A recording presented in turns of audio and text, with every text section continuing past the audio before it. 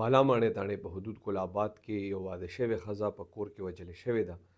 د دې د قتل دعوه د دې په خاوند باندې شوې ده.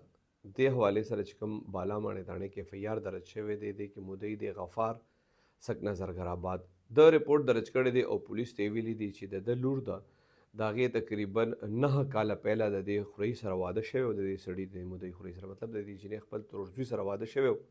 وایي د دې کور په ګل آباد کې دی. وایي نن زه په خپل کور کې وم چې اطلاع راته میلاو شوه چې یاره ستا لور د غفار لور وژلې شوې ده. دی وایي چې زه رالم نو زما لور په وینو کې لت پت پرته وه او زوم مې تښتېدلی و.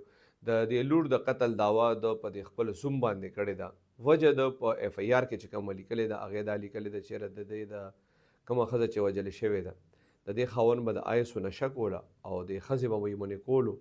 نو په دغه باندې د ښځې خاوند به هر وخت جګړې کېدې. وایي نن هم د دې ښځې خاوند په دغه باندې جګړه شوې ده او خاوند یې لګې شوی دی، د خپله ښځه یې وژلې ده. د بالاماڼې تاڼې پولیس وینا دا ده چې ای د ملزم خلاف FIR درج کړی دی او د هغه د ګرفتارۍ دپاره چاپې وهل شروع کړي دي.